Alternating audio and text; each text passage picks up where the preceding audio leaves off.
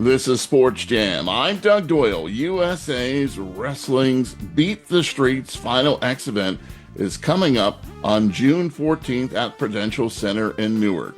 And my guest today is Terry Steiner, the U.S. Women's National Coach since 2002. Great to have you on the show, Terry. Yeah, thanks. Great to be here. Coach, there's plenty at stake at the Final X. The matches will determine the 2025 U.S. World Team in two international disciplines, men's freestyle and women's freestyle. In total, 20 weight classes will be contested, 10 in each discipline. The top two U.S. athletes in each weight class will wrestle as a best-of-3 series at Final X to determine the U.S. representative at the 2025 Senior World Championships in Croatia. And both ladies visibly fatigued here. Medikizi waiting in the center. Kennedy's got to continue to move her feet. Keep circling. Keep your head and hands down. No score in that last sequence. No more scoring. And Kennedy Blades has done it. She'll get the chance to wrestle for gold in Paris. Coach, tell us why Beat the Streets Final X is something you're looking forward to. Well, multiple reasons. I guess the Beat the Streets has provided a platform for young kids to rise up, right, and be a part of the sport of wrestling, and I think that's an important cause, right, where we can infuse wrestling into young kids' lives and hopefully help them through their involvement in the sport. And then the second reason for us is it's determining our world team, right, and who we're going to go up against.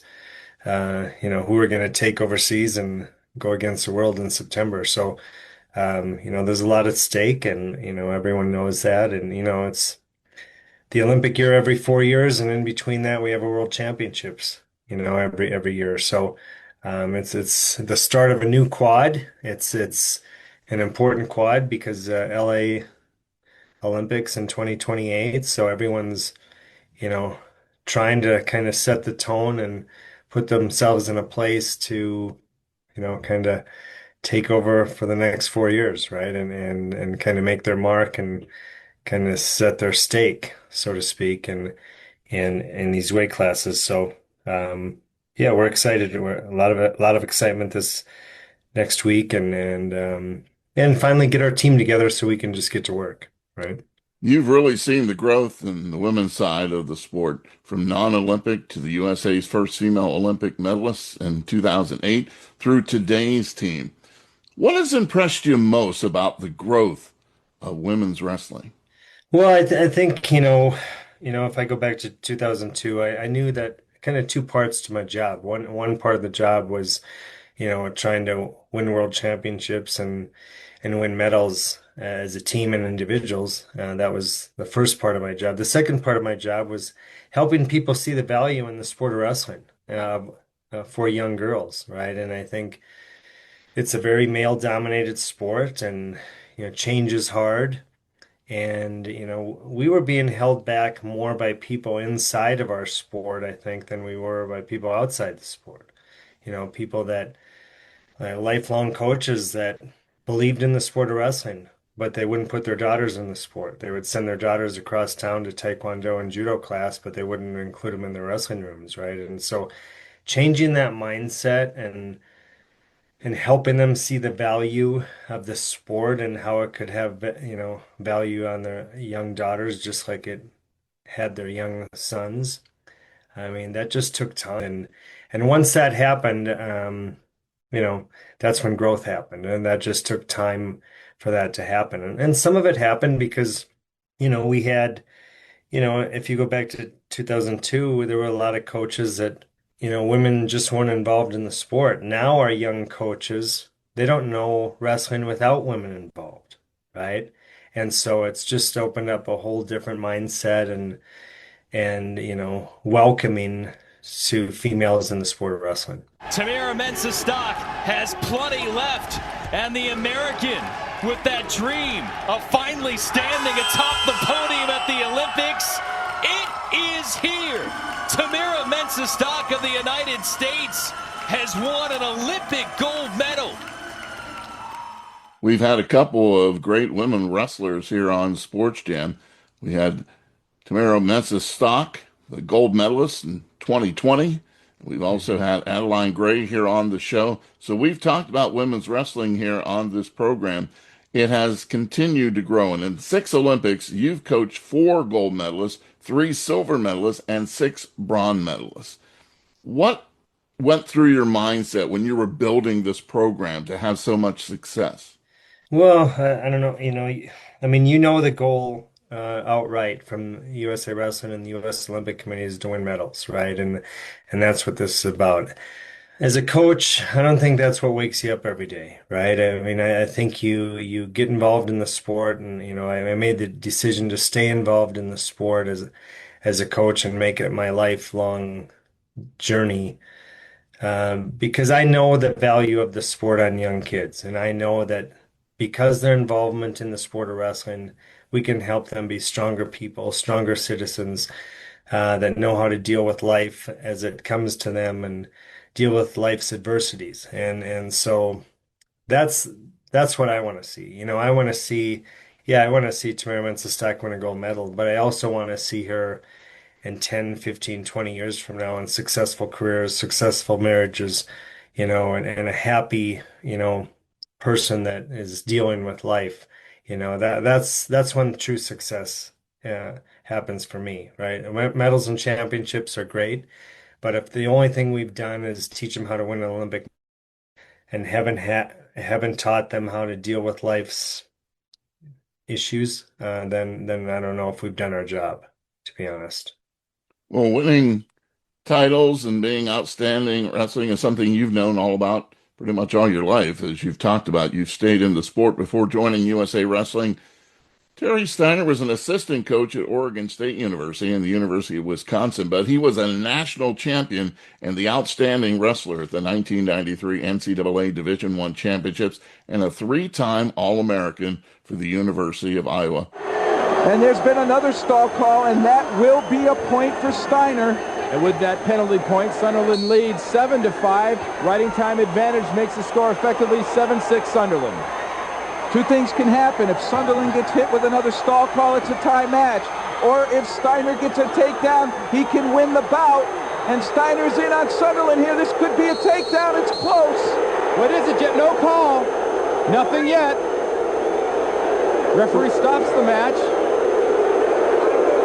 Confers with the assistant, goes to the bench, and they're calling a takedown for Steiner. Wow, and in one of the most memorable finishes in NCAA Wrestling Championship history, Terry Steiner is the champion at 150 pounds. It was a close call, but I feel the right call. When Sunderland's knees hit the mat and he's collapsed to his backside, that's criteria for a takedown and the winning points. How many times do you relive those matches? Yeah, I mean, I had great moments in the sport, right? I've had this, did I accomplish everything I wanted to as a competitor? No, I didn't.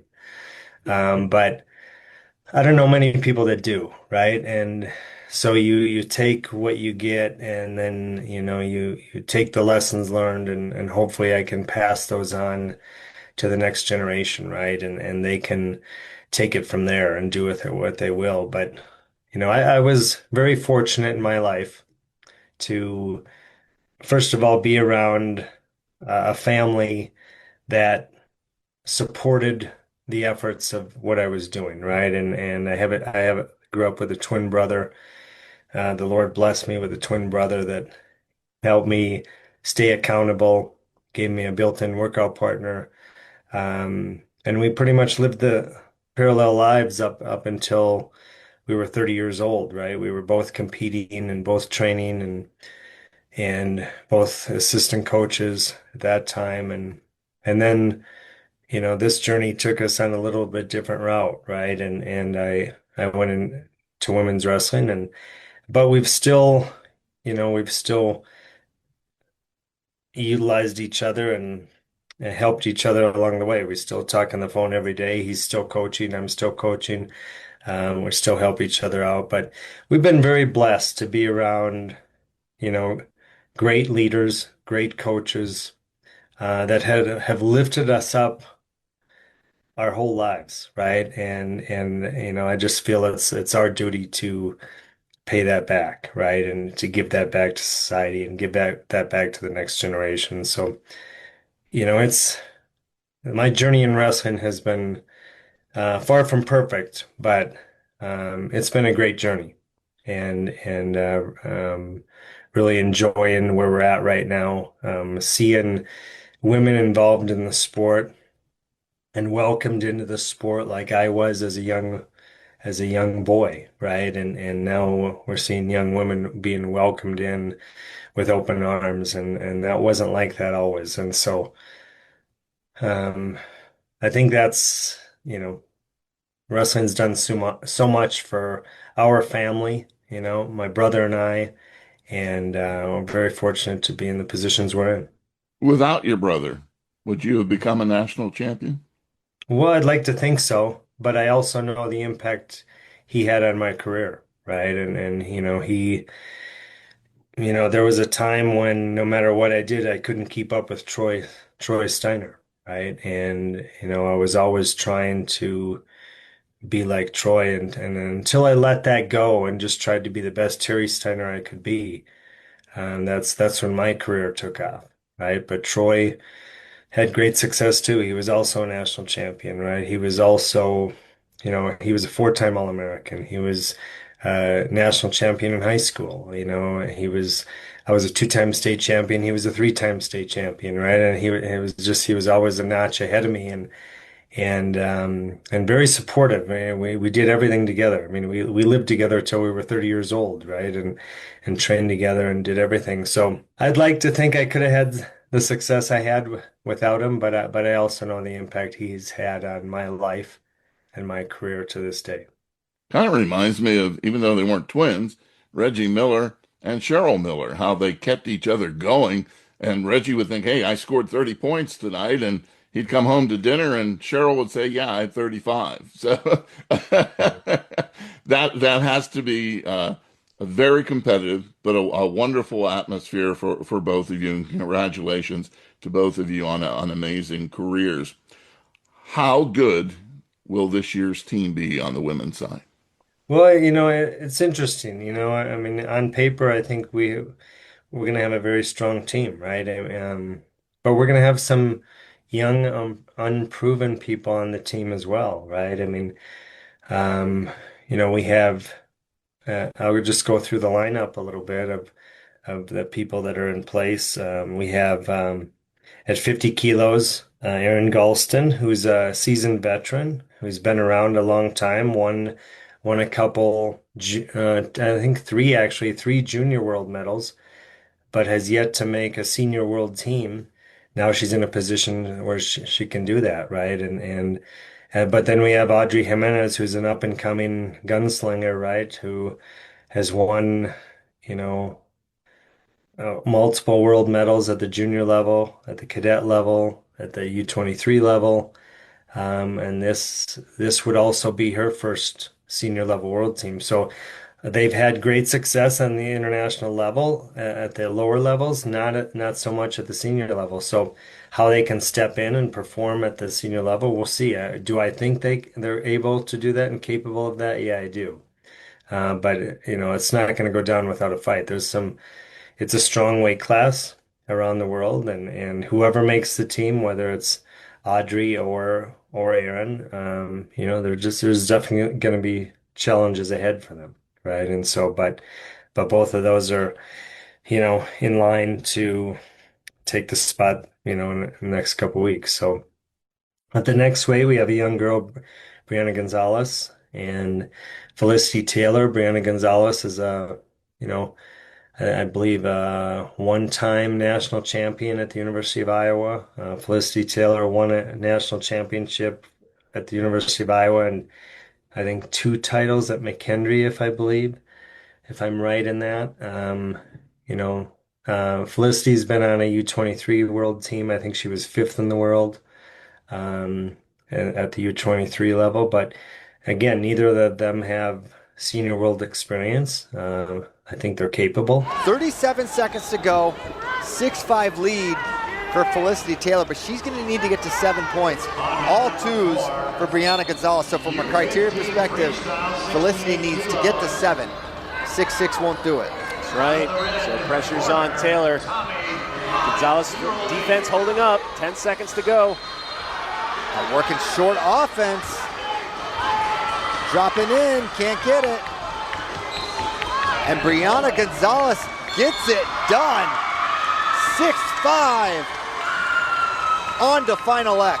We'll see what happens there. At 55 kilos, we have 2 very young girls. Cristel Rodriguez, a U20 world champ last year. Everest Leidecker is a U20 world team member last year and this year. Both really young, talented girls.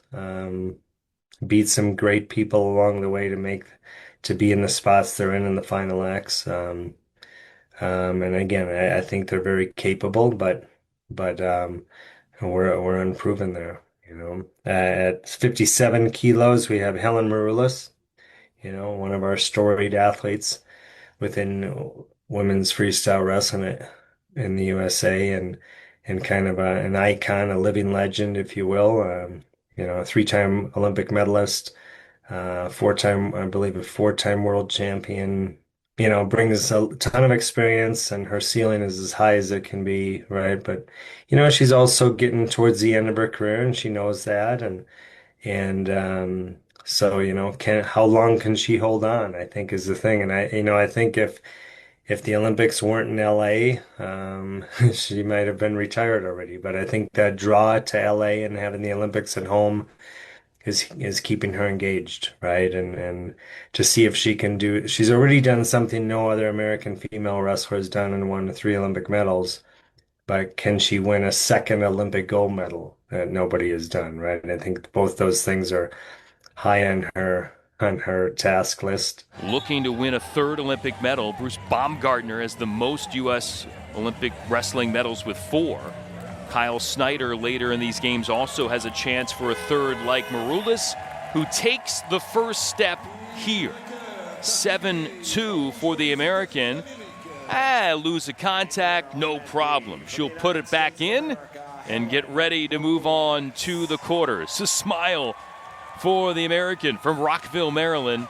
Helen Maroulis trying to position herself to another Olympic podium, this time in Paris. Helen is a great talent and really been one of the faces of our program. And she'll wrestle Amanda Martinez. Amanda Martinez is a couple-time national champion at North Central. She has been on the national team a couple times now, been on the U23 world team. Started wrestling late in high school, and is really a talented athlete, but was new to the sport, but is gaining ground incrementally every year and getting better and putting herself back in a position to make this team for the first time. So that'll be an interesting matchup. 59 kilos, we have Abby Nettie, who's a former world team member, has had some success on the international level. And then we have Jakara Winchester, who's a former world champ for us and a couple-time medalist at the World Championships, has had great success at the lower weight at 55 kilos, 53 and 55 kilos. She made the Olympic team at 53 kilos, but now she's moved up to 59 kilos. So Jakara was on the team last year at 59 and failed the medal at the World Championships, but and definitely capable of it. Both of these athletes are capable of medaling at the World Championships at 59 kilos. So it'll be interesting to see how their 2 out of 3 series go. And then at 62 kilos, we have Kayla Miracle, who is a 2-time world silver medalist for us, been a mainstay on our world team and national team, a 2-time Olympian for us, has fell short. Really, I thought in the Paris Olympics, she wrestled as good as anyone. Lost a 6-6 match to Turnibekova, who's a former world champ, Olympic medalist from Kyrgyzstan. Pushed her to the edge. We were really in control of the match, and we got one situation that cost us 4 points, and it really uh, put us, and we ended up losing that match because of that 4-point move. But really, I mean, she was wrestling as great as anyone, and that was, you know, just disappointing that not how she competed, but that she didn't leave there with a medal because it was medal worthy. So Kayla has decided that the Olympic medal is something she wants to do, right? And so she's back trying to put herself in a position to again win a world championship and an Olympic medal down the road. Um, and then we have Adugo Nwachukwu. Um, she's won three college titles at the NAI level. She won a U20 bronze medal at the World Championships. This year, she's had some great competition. She won the ranking event, beat a former world champion from Bulgaria in the process. She's really shown some great improvements. So, they wrestled at the U.S. Open this year. Kayla won the match pretty easily. Um, but I have a feeling that, this is going to be a series that's going to be fun to watch, right? And I think that they'll be battling each other for the next 4 years, is what I see, and we'll see what happens there. But both great athletes and great people, and whoever makes the team is going to be ready because the other one pushed them to that level. Coach, I mean, I'm not an aficionado when it comes to wrestling. So watching it sometimes is difficult for me to understand who's got the advantage at times and what's the next move that's going to be made. But these matches can be so close that one mistake can cost you, the match. And you could say that about a lot of sports. If you're golfing, you have one bad shot. If you're basketball, you have a turnover. But this is such a one-on-one sport. And it seems like all these great wrestlers that you have, they're all champions in their own right.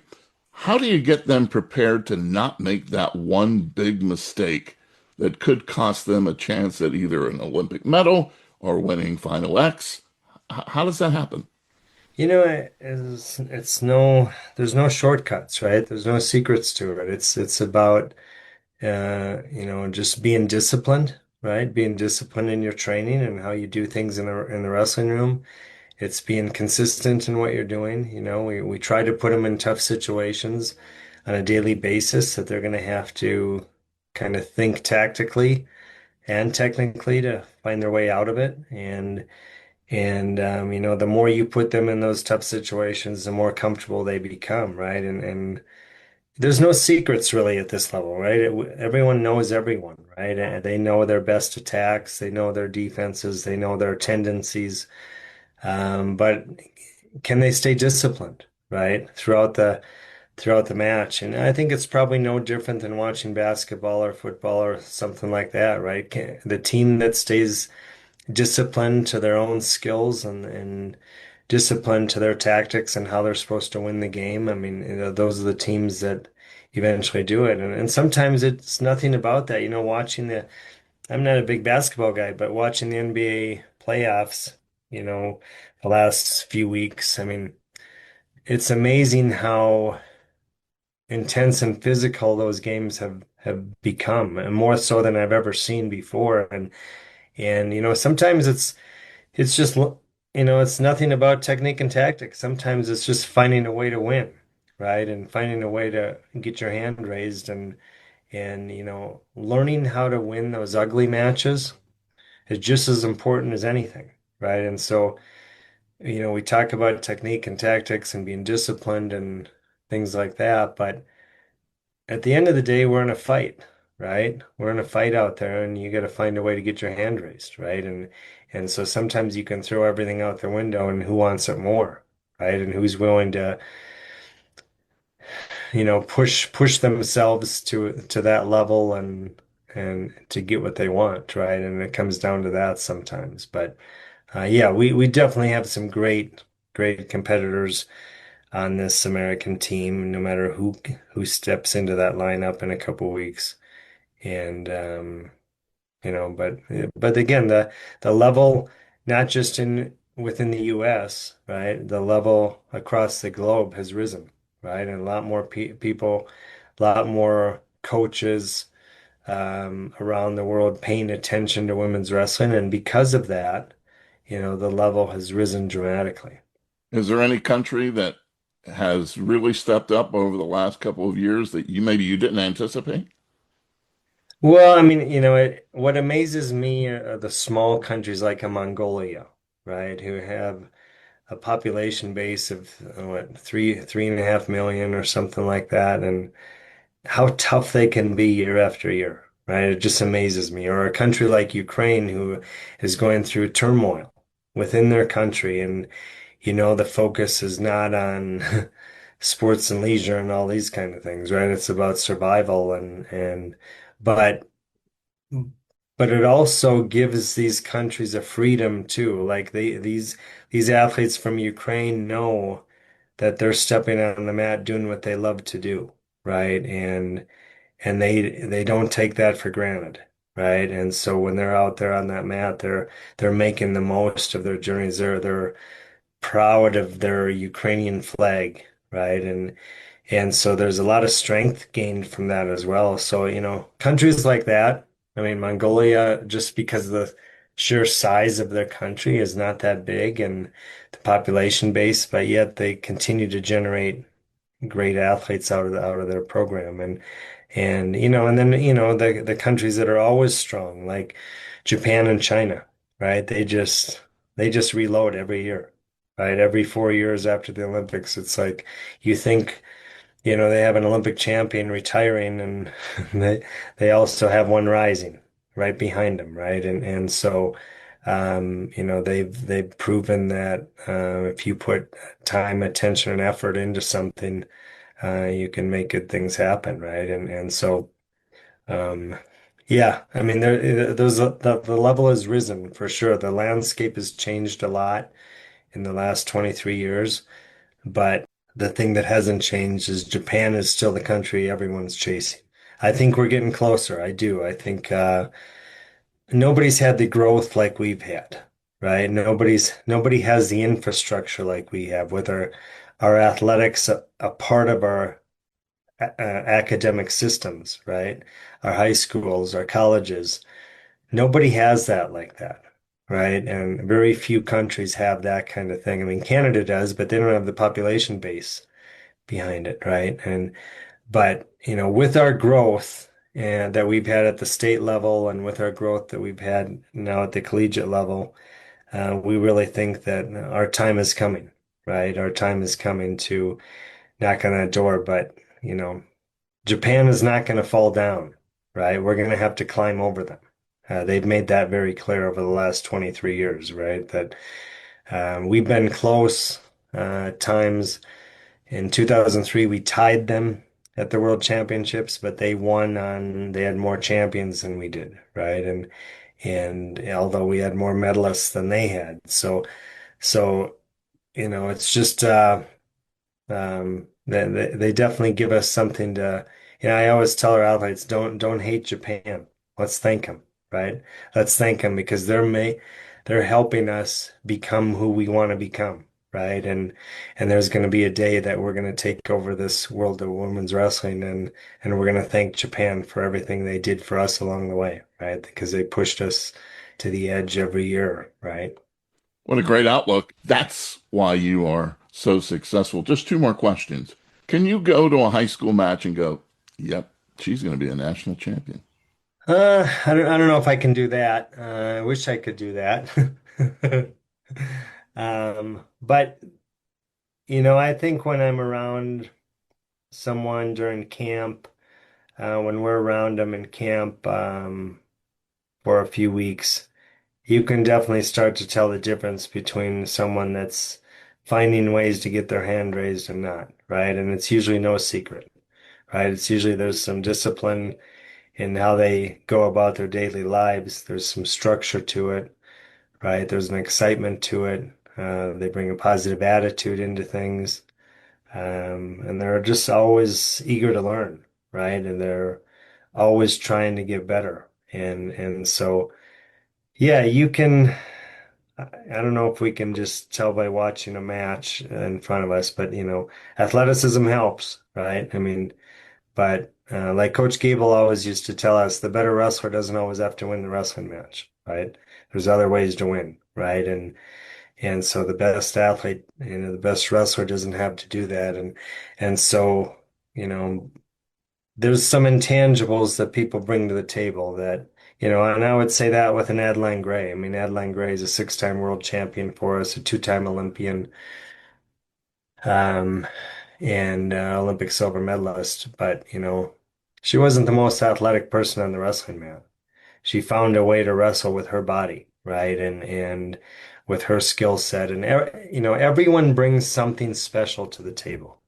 That's for sure. And it's helping them find out what their gift is, right? And some people it's just like a Tamara Mensah-Stock, it's just pure athleticism, right? She could get away with a lot of things that probably an Adeline couldn't get away with just because she was so athletic and so explosive, right? Where Adeline had to spend more time on the small things, the details, right? The technical things that maybe Tamara Mensah-Stock didn't have to, right? And so, but everyone has something, right? Our first ever Olympic medalist, Patricia Miranda, back in 2004. Patricia Miranda was, she ended up being one of the top of her class, I think, in Stanford. She went on to Yale Law School and was at the top of her class there. And, just a person that could zero in and focus on something and stay focused for long periods of time. That was her gift. She was not an athlete.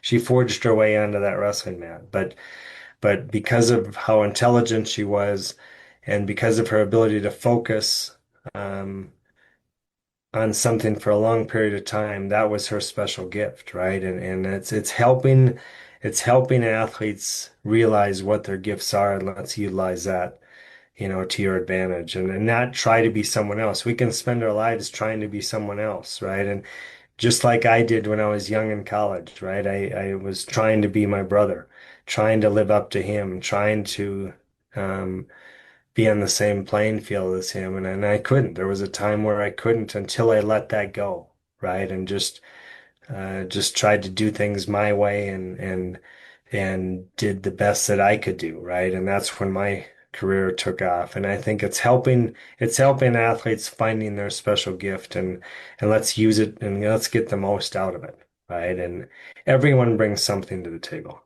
Terry Steiner brought it to the mat when he was in high school in Bismarck, North Dakota, winning back-to-back state team titles.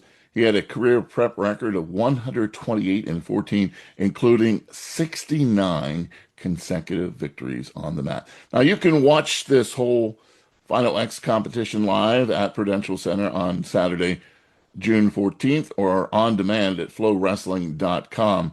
I just wanted you to touch upon, if you would, Beat the Streets, the annual New York benefit, and how this also helps out the wrestling programs and kids. Yeah, it's a really great movement, I would say. It's a great cause. It's something that you want to get behind it. I mean, everything is about that next generation, right? How can we help them? How can we put them in a position to, you know, have the ability to have success in their lives, right? And I think the sport of wrestling is such a great teacher of life skills, right? And those of us that are insiders and have been around the sport our whole lives, we know that and we understand that. There's not a day that will go by in the wrestling room where you're not going to fail. You're going to fail, but you're going to have to find a way to pick yourself back up and go back about your business and stay calm about it, right? And deal with it as it's coming to you. And it teaches you so much. If there's one thing that, and I always say that if there's one thing that wrestling has taught me, I know that no matter what life hands me, I can deal with it. I can climb over it. And it may seem, at the time like it's the worst thing in the world, but it'll pass, right? And we can get through it if we just stay focused on the things that are important, right? Stay focused on the things that are in our control, right? And Lord knows, the society we live in today, it can be a crazy world, right? And we need strong individuals. We need people that can hold their own and stand up and handle things in a mature way. And wrestling teaches that. And so the Beat the Streets organization uh, was started by a gentleman named El Bevilacqua, um, from Long Island. And El Bevilacqua, was a lifelong wrestling guy and an enthusiast, and just saw that, our inner cities are missing this. We have kids in the inner cities that are missing this opportunity to be involved in the sport of wrestling, and that was his dream, right? And that was his kind of movement forward. And he got people behind him that saw the same vision and helped him, and that's where it is now today, right? We have Beats at the Streets organizations around the country and in major cities, and they're giving kids an opportunity to taste the sport, I would say, and be involved in the sport. And yeah, we want to help them hopefully, get some success on the mat, but we also want to help them hopefully get an education out of it, stay in school, get college scholarships, and open up some opportunities that maybe they would have never had. And so that's what the Beat the Streets organization is all about, is giving those kind of opportunities and giving kids a chance, and putting our heroes in the sport of wrestling in front of these kids so they can have someone to aspire to be like, right? And that's really what the Beat the Streets organization is all about, and it's a worthy cause, and I would recommend anyone get involved and give what they can give to help out this cause. And the Beat the Streets New York annual benefit after party will follow the conclusion of Final X.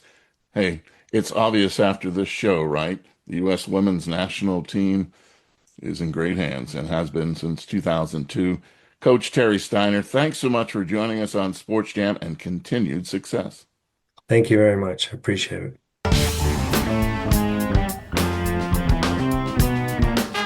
Sports Jam is a WBGO Studios production.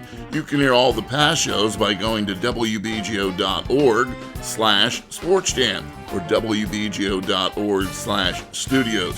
You can also find Sports Jam with Doug Doyle on the NPR list of podcasts or wherever you hear podcasts. Special thanks going out to Jerry Milani for hooking us up with Coach Terry Steiner. Until our next Sports Jam session, I'll see you at the game.